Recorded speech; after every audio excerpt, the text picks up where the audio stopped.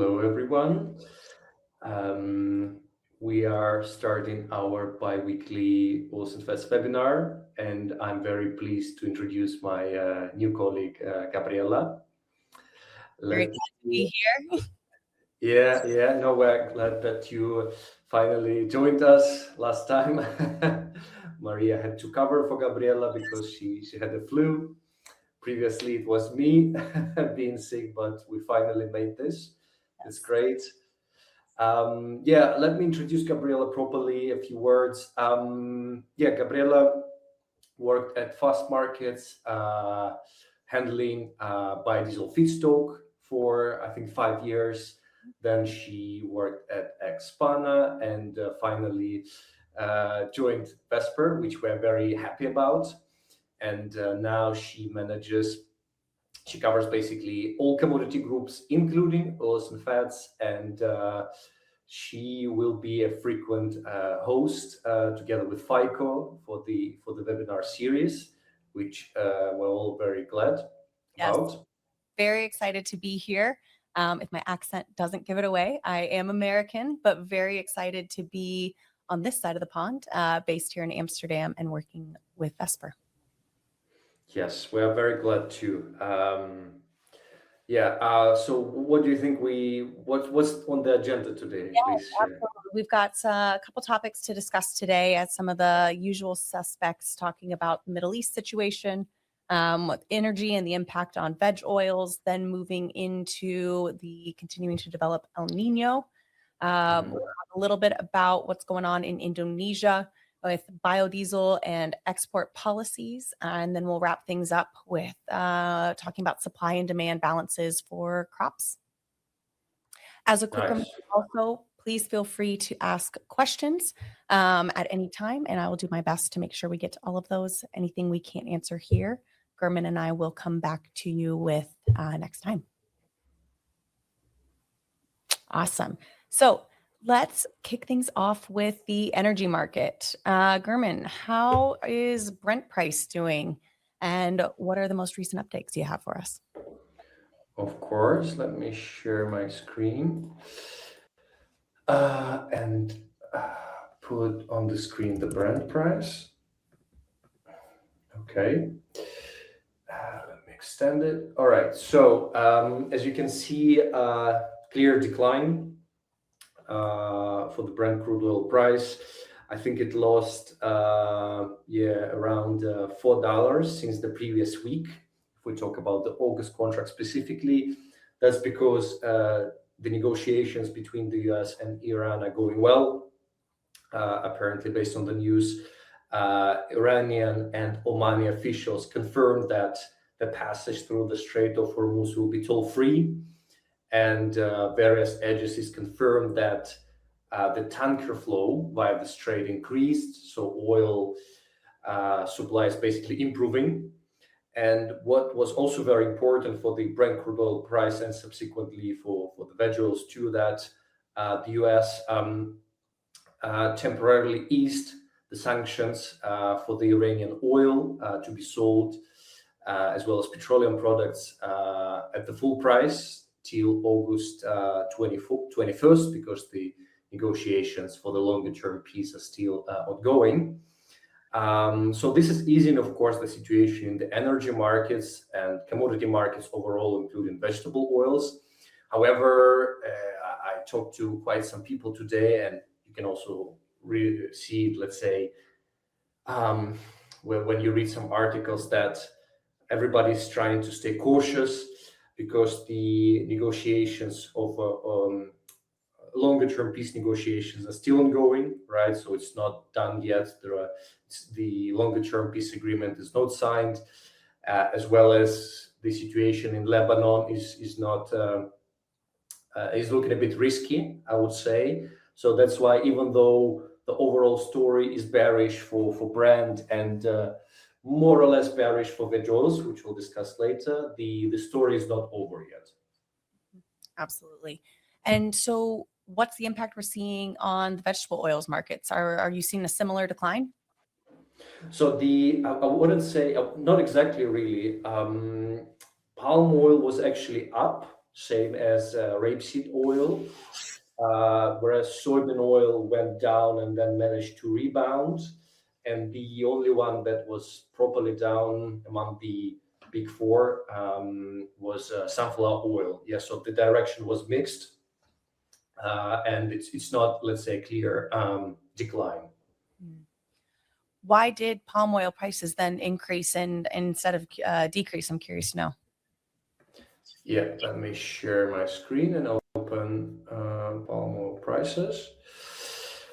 Let me go to crude palm oil price. All right, this is the BMD benchmark. Yeah, so palm oil kind of ignored the further decline in Brent as the market focused on biofuel policies in Asia and El Niño. And as I said before, the market participants are showing extra caution over the US-Iran situation, doubting that the ceasefire can hold and that a longer-term peace agreement will be signed. So they don't know if it will happen, or if it does happen, when it will happen, because we had already zigzags, let's say, in the past few weeks, months, when there were statements that the peace deal is close, it will be signed tomorrow, and then the next day there is an escalation and Brent crude oil goes up. So because of this behavior in the market, the market participants are trying to stay cautious, and there could be also a lagged impact on the palm oil crude price, that if the longer-term peace agreement is signed and the confidence is higher, that the situation is more stable in the Middle East, then the prices potentially could go lower. And of course, now there is a big focus on the B50 mandate in Indonesia, where authorities confirmed that it's good on track, and it will start on the implementation will start on July 1st. I've been hearing a lot about Indonesian policies, as you just touched on. Do you have any updates for us on especially the export centralization and what's going on in that with that situation? Yeah, of course. First, as you probably heard, everybody got scared that the governmental authority, which is, I think, the abbreviation for it is DSI, will fully take over the operations, including payments, logistics, and everything. But then I think that same organization conducted a meeting with the stakeholders, with the industry organizations, clarifying that they will take rather an observatory role than being an actual trader of the goods. And their goal is rather to make sure they have the right data to understand what's going on. And I think one of the key responsibilities that they want to take is price setting. They want to make sure that there is a correct price in the invoices, that it's not too low, let's say, right? And that will help them to make sure that there is let's say, sufficient revenue for the government, that there is no under invoicing, basically. And after that, I think Malaysian Palm Oil Board also commented that it was a bit of a niche for the markets to hear that the operations will not be handed over to the DSI, but that they will be rather observing than actually doing the exports themselves, right, with the payments and everything and interaction with the counterparts. So that was a bit of a relief for the market. But what's still concerning for the market is that that price setting part, right, that I mentioned, that the government said that they want to make sure that they have an influence over it, that they will develop a methodology, that they will have a control over it. And I think there was an article saying that the government conducted an investigation already over 2 small prices for the fresh fruit bunches, which you crush and produce palm oil, saying that the prices were too low, that they should be fixed, that the prices actually should have been higher. So you already see this intervention going on with the price part, basically. Mm-hmm. Okay. Yeah, very interesting. It does look like some of those concerns have eased a little. over the government taking some of these export operations. But intervention in price setting can always be worrisome. Looking over to the other big concern that we're seeing is El Nino. It's the one big concern I see anytime I'm talking with customers looking to plan a little further out. And what are your updates there? Of course. So basically, NOAA, one of the key organizations providing the forecast over El Nino, said that there is a 63% chance of a strong El Nino during November 26 and January 2027, which would be one of the largest El Nino events in the last, I think, since 1950 or something. So quite big, with dry conditions emerging as early as July. So basically next month, or already now, actually, we read in some news that it's already happening in the Southeast Asia, for example. And as we know, when there was a strong El Nino around 2016, there was a big decline, I think over 10% in Malaysian production, and I think in Indonesian production as well. So I think 13% or something. The MPOB was providing examples that strong El Nino can severely impact palm oil production in the Southeast Asia, but also coconut oil production of crops in India and Australia as well. But normally the impact on palm oil is lagged, so it's 9 to 12 months, and for coconut oil slightly longer. So basically, I think the consensus, more or less, that the industry has now, that we will see lower palm oil and coconut oil production in the second part of 2027. Yeah, so not in the short term, but of course, knowing that prices already react, right? Yeah. Because they know that there will be lower supply. And of course, as you know, short term, the impact will be on Australian canola. I think there's already an expectation that the production could drop this year up until 20% drop in production. Indian crops production could decline as well. So we will see already this year, whereas palm and coconut will be more visible next year. So I would say overall El Nino situation looks quite serious now, and it looks like and it looks like there will be an impact this year and next year. Yeah, so it's definitely very interesting, something to keep an eye on. So there is significant risk for the Australian canola crop this year, with the palm and coconut oil seeing that decline and that lag for next year. Moving on to the other oil seeds and oils, can you specifically talk us through what rapeseed crop is looking like? Of course. So now what people watch is the weather in the European Union, of course, which has been hot and dry, right? And there is a concern that it might impact the oil content in the seeds and the yields in the last growing stages, because the harvesting will already start next month. So we are basically at the last growing stages of the crop. And I think the European organization Mars already decreased a little bit their yield forecast for the rapeseed in EU. But overall, I would say the market is feeling more or less okay with the production forecast between 20 to 21 million metric tons. So very similar to the previous year.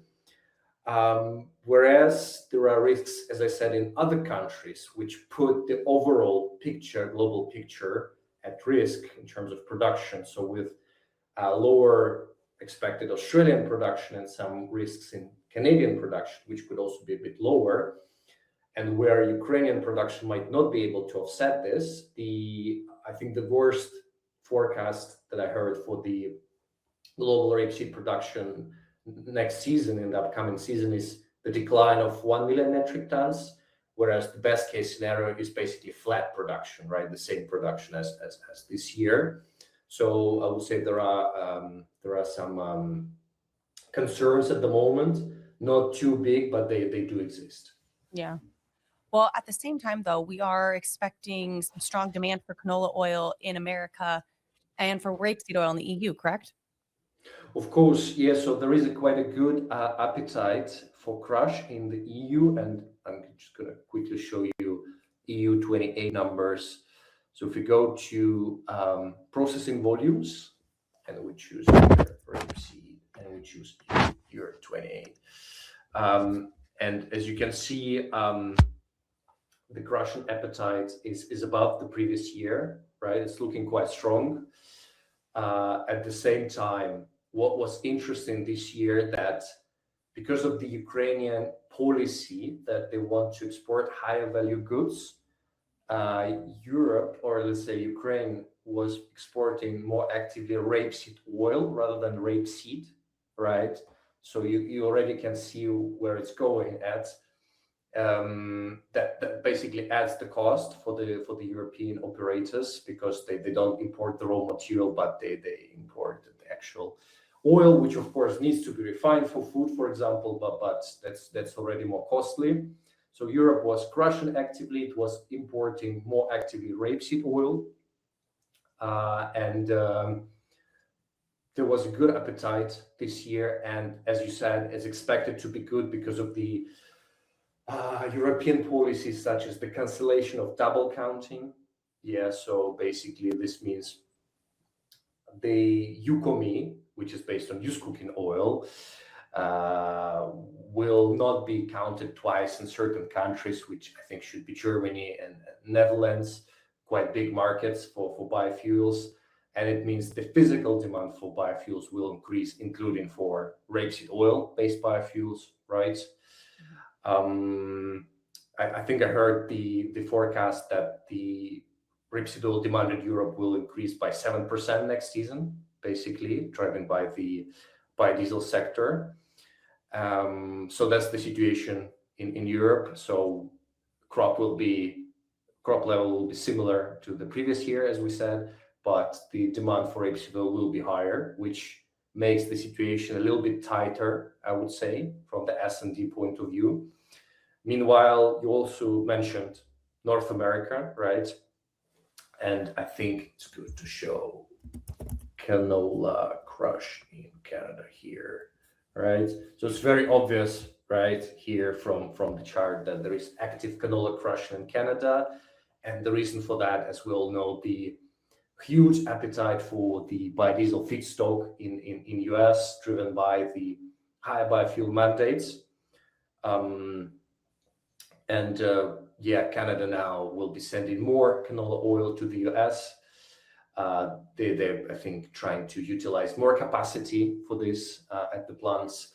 And we are in the situation that Canada sending more canola oil and crushing into oil and sending more oil to the US.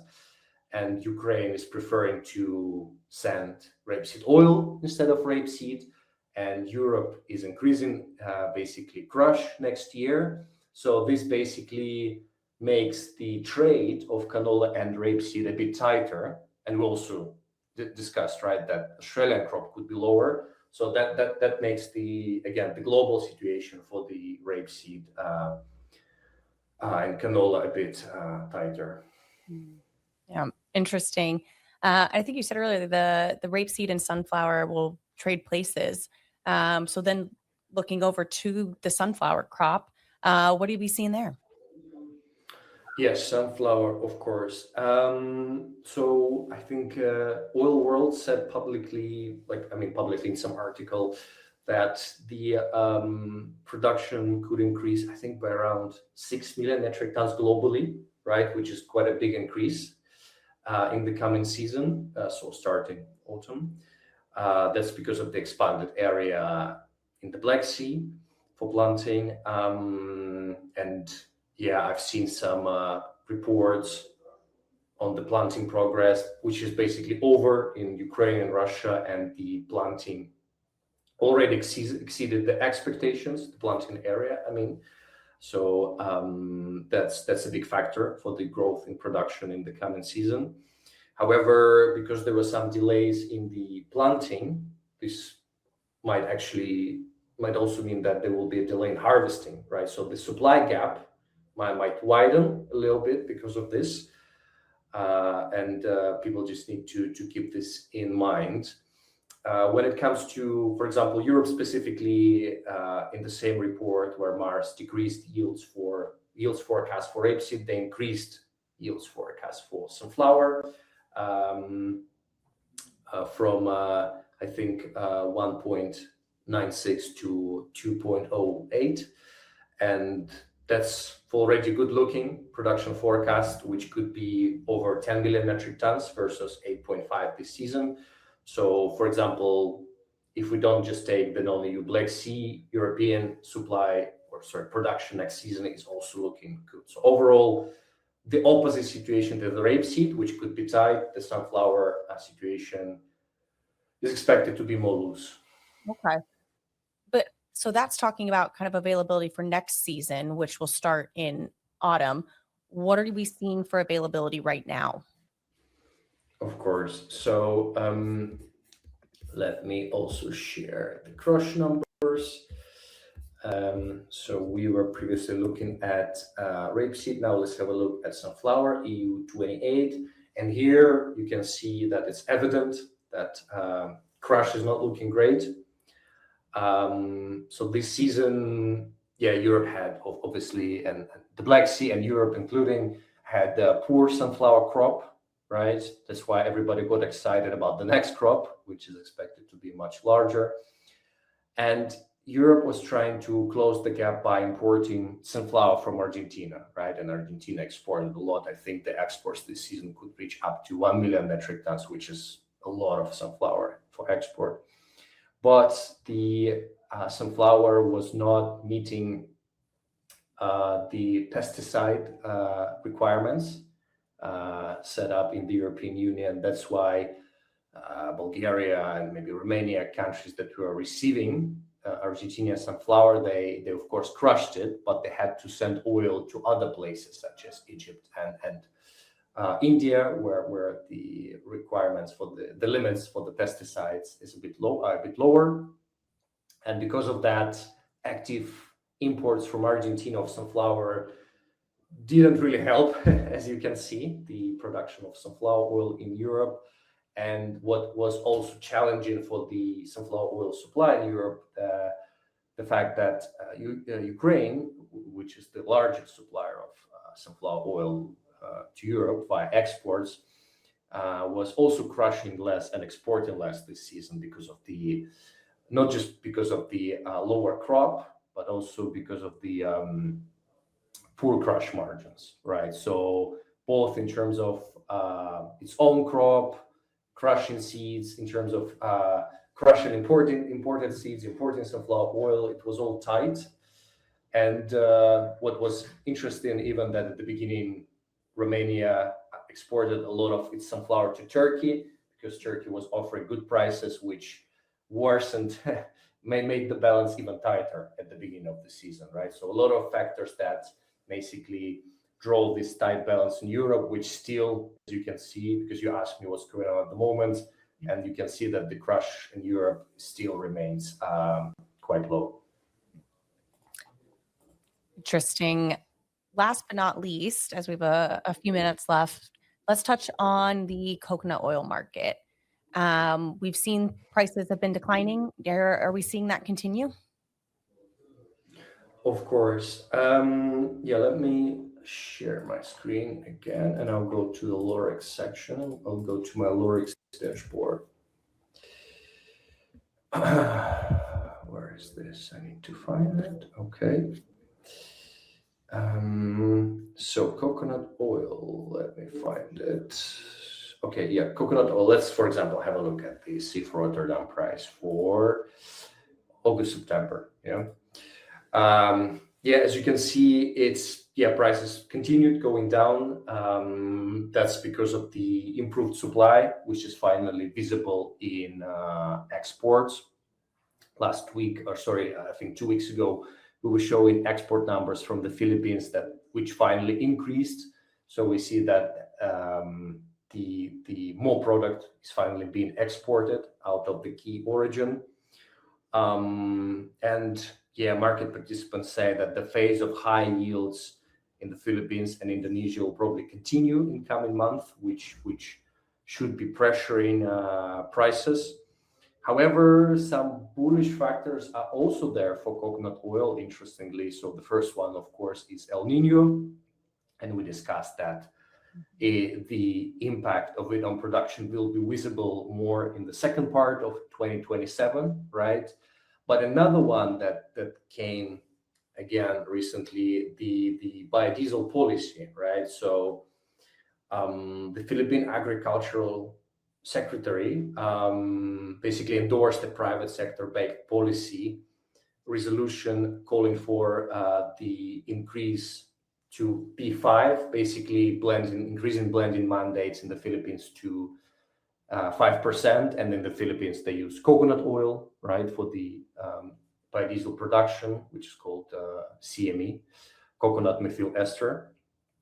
And this proposal was forwarded to the Senate and Department of Energy, and the Philippine Coconut Authority Administration also supported the resolution. And of course, if this bill is approved and passed, then this will mean higher domestic demand for coconut oil, and it will probably lend quite some support for coconut oil prices at the origin. So I would say we really need to watch for this, because the next increase of the mandate might happen during the autumn. At least that's what I heard from local market participants, and maybe more news will come over the summer, right? So even though we do have a strong bearish factor of the improved supply, there are some potential upside risks for the coconut oil too. Okay.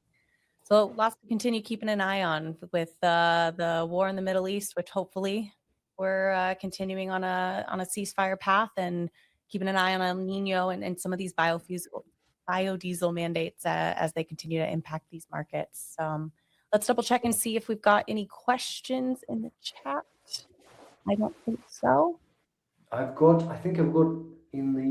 see one on the EUDR. Yeah, so any new updates regarding EUDR? Do you think it will be delayed again? Yeah, to be honest, I haven't heard any specific indications that it will be delayed, or if it will be delayed, or if it will not be delayed. To be honest, it's a bit,